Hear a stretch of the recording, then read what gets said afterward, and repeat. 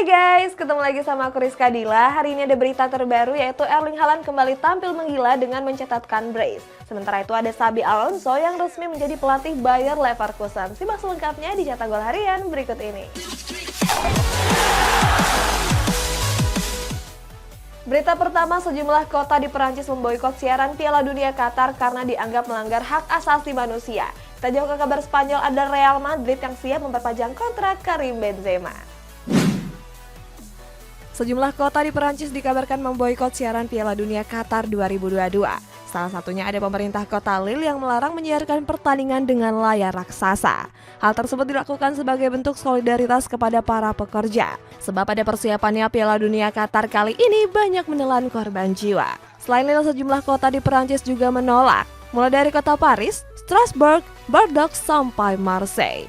Namun Marseille memperbolehkan nonton bareng seandainya Perancis tampil di final. Jurnalis asal Italia Fabrizio Romano mengonfirmasi kalau Real Madrid sepakat untuk memperpanjang kontrak penyerang andalan mereka yakni Karim Benzema. Fabrizio mengklaim Los Blancos akan memperpanjang kontrak Benzema selama 1 tahun. Artinya bomber Prancis ini bertahan di Santiago Bernabeu sampai tahun 2024. Sebab sebelumnya kontrak Benzema sendiri baru akan berakhir pada musim panas tahun depan. Di sisi lain, El Real berharap Benzema bisa meraih Ballon d'Or di akhir tahun ini. Barcelona dipastikan gigit jari dalam upaya merekrut Martin Zubimendi. Sebab gelandang Real Sociedad ini nggak berniat hengkang pada musim panas tahun depan.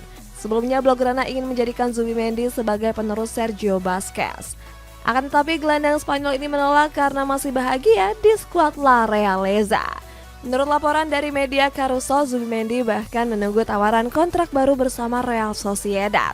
Seandainya gagal, Barcelona kini mengincar Ruben Neves dari Wolverhampton.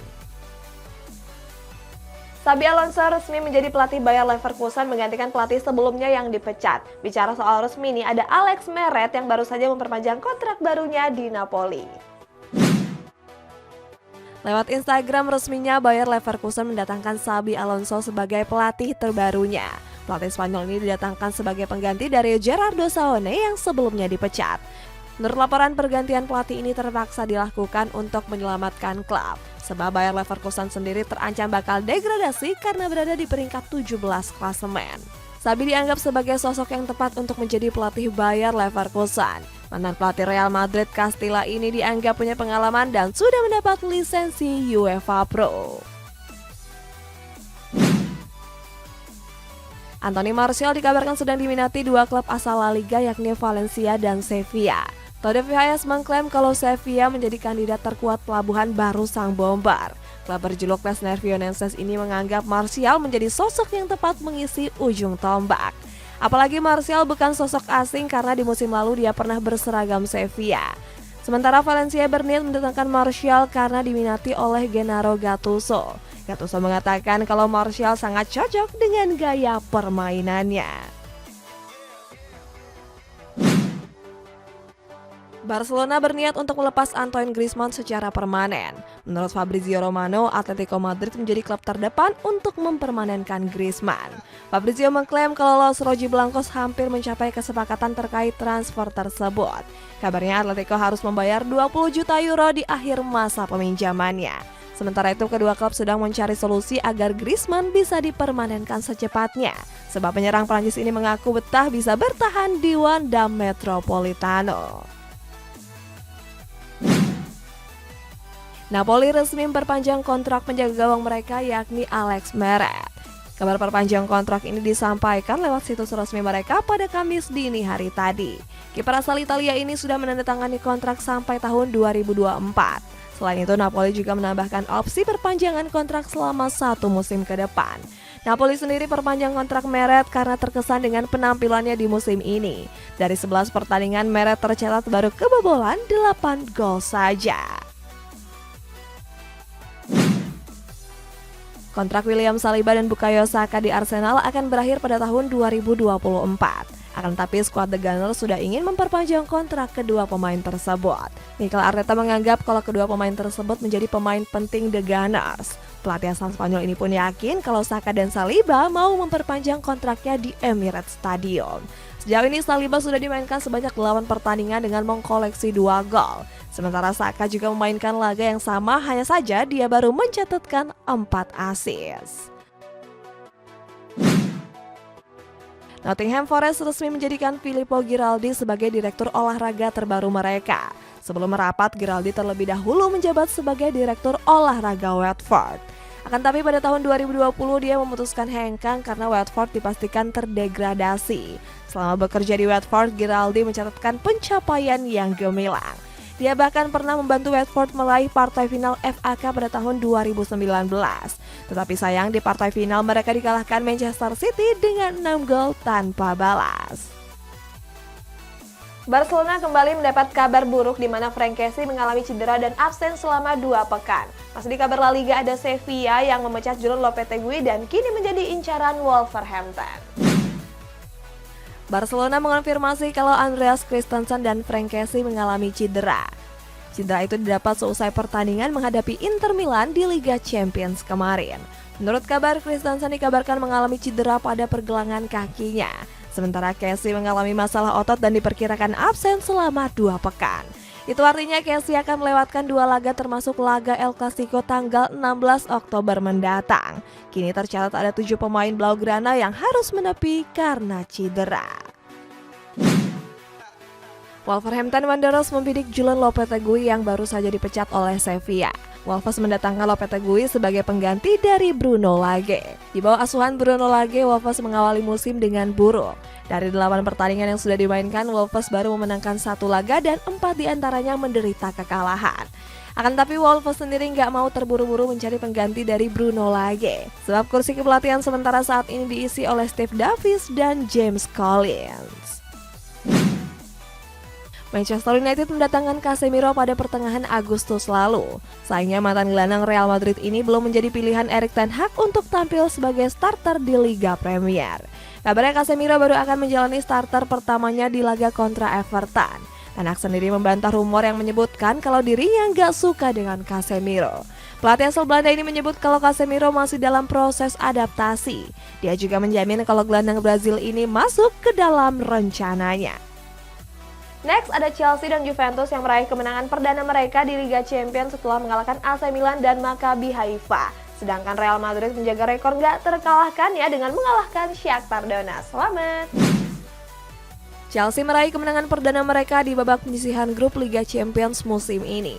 Anak asuh Graham Potter ini melibas AC Milan dengan 3 gol tanpa balas. Chelsea menutup babak pertama lewat gol tunggal dari Wesley Fofana di menit ke-24.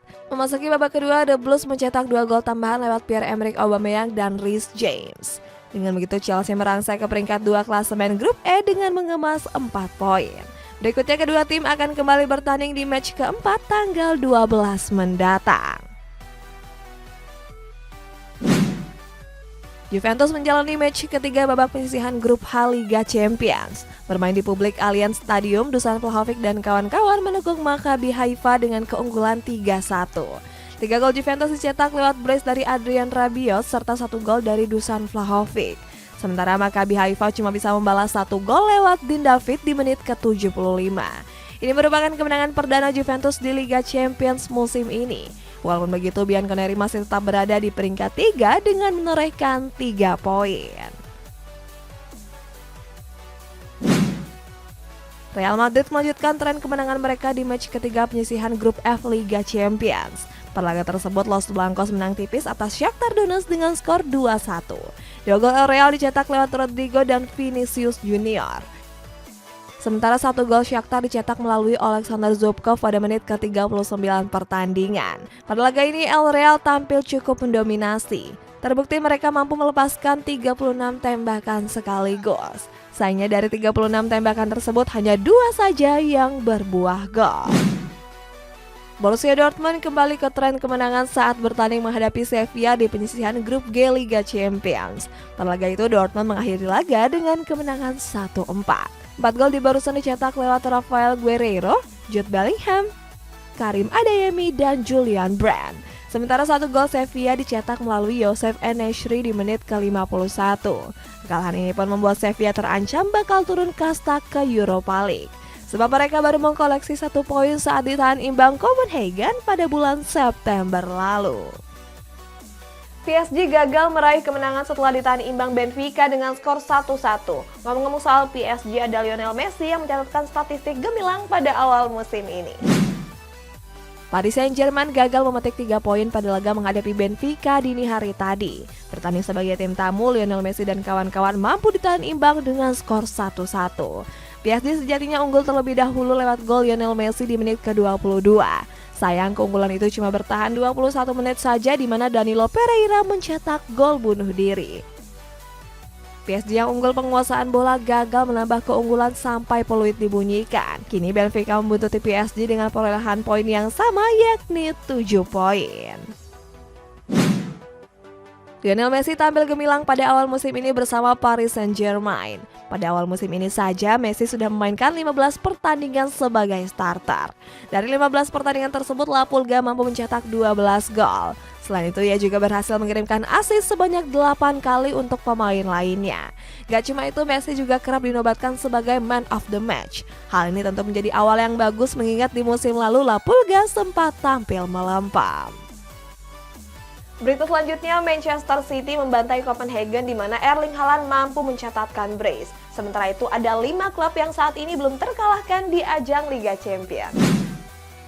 Manchester City menjalani pertandingan ketiga babak penyisihan grup G Liga Champions. Bertanding di publik Etihad, skuad Citizens memperdaya Copenhagen dengan 5 gol tanpa balas. Manchester City menutup babak pertama dengan keunggulan 3-0. 3 gol saat itu dicetak lewat brace Erling Haaland dan gol bunuh diri dari David Kocholava. Memasuki babak kedua, skuad Citizens kembali mencetak gol tambahan melalui penalti dari Riyad Mahrez dan Julian Alvarez. Hasil ini pun membuat The Citizens kokoh di puncak klasemen grup G. Inilah klasemen sementara Liga Champions dari grup A sampai grup H.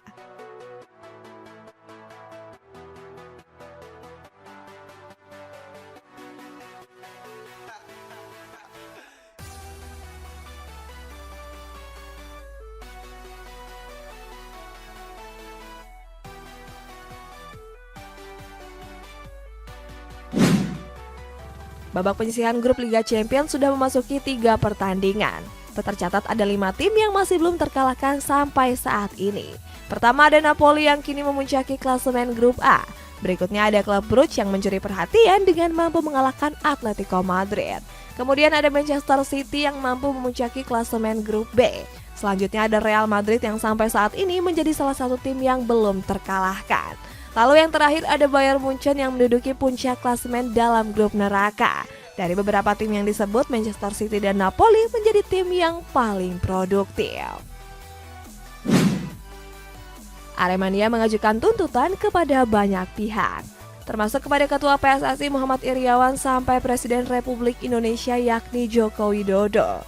Dalam somasinya, Aremania mengajukan 9 tuntutan, salah satunya adalah dengan meminta banyak pihak untuk melakukan permohonan maaf selambat-lambatnya 3 hari sejak tuntutan.